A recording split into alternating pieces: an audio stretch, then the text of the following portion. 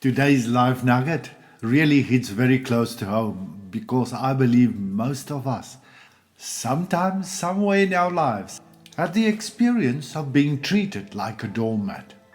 So the theme of Nugget 152 is the resignation of a doormat. But first remember, saying yes to everyone else while saying no to yourself is not humility.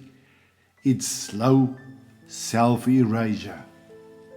The resignation of a doormat.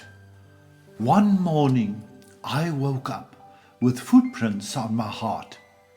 Not real ones, of course, just the muddy kind left behind by people who had become far too comfortable walking over me. Funny thing about doormats, they never complain. They just lie there, collecting dirt, pretending it's part of the job. For years, I confused kindness with surrender. I thought saying yes to everyone made me a better person. I became an expert at carrying other people's baggage. Some of them even forgot it was theirs. I smiled, I nodded, I rescued, I fixed. I apologized for things I didn't even break. If there had been a Nobel Prize for pleasing people, it would have been mine. And then I would even have apologized for standing on the podium. Somewhere along the way, I discovered a painful truth. People often treat us exactly the way we teach them to. If every restaurant gave away free meals forever, people would stop saying thank you and simply ask for dessert. That was me. Always available, always dependable, always exhausted. One day a wise friend smiled and asked, "When was the last time you treated yourself with the same kindness you give everybody else?" I laughed, mostly because I couldn't remember. Imagine spending your whole life watering everyone else's garden, only to discover your own flowers had turned brown. That's not generosity. That's neglect wearing a halo. Now don't misunderstand me. Being loving is beautiful. Being generous is noble. Helping others is one of life's greatest privileges. But even ambulances return to the station to refuel. Even birds rest between flights. Even Jesus walked away from crowds to be alone with his Father. Apparently, rest isn't laziness, it's wisdom. The day I finally learned to say no felt strangely uncomfortable. I expected thunder, lightning, and angry choir. Instead, the world kept spinning. The sun still came up. Coffee still tasted wonderful.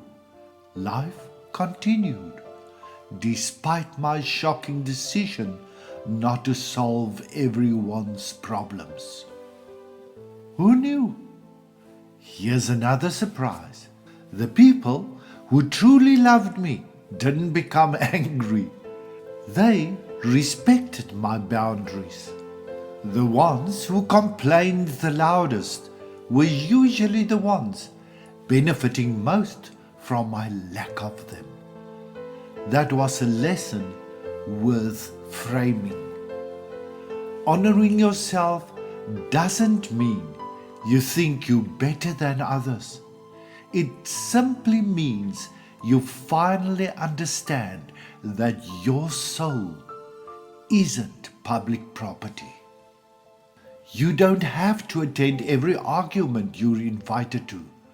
You don't have to carry every burden someone drops at your feet. And you certainly don't have to set yourself on fire just because someone else forgot to bring a blanket. There's a beautiful difference between serving people and becoming their servant. One is love, the other is captivity. Real love doesn't erase your identity, it strengthens it. The healthiest people I know have learned a remarkable secret. They give freely, they forgive generously, they help willingly. But they also know when to close the gate, lock the front door, make another cup of tea, and let someone else figure out their own drama. That's not selfish, that's healthy. These days, I still enjoy helping people. I still care deeply. I still believe that kindness can change the world. But I no longer confuse being available with being valuable.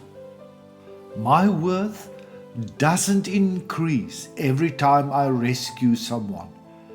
It was already there, given by God, not earned through exhaustion. So today, I officially resign from my lifelong position as everybody's doormat. The retirement benefits are surprisingly good. More peace, more laughter, better sleep, healthier relationships, and enough energy to love people without losing myself. Because life was never meant to be lived face down under everybody else's shoes. Stand up, brush yourself off, smile, know your worth, walk with grace, love generously, serve willingly, but never ever forget. The same God who asked you to love your neighbor also created the person looking back at you in the mirror. Perhaps it's time to honor that person too.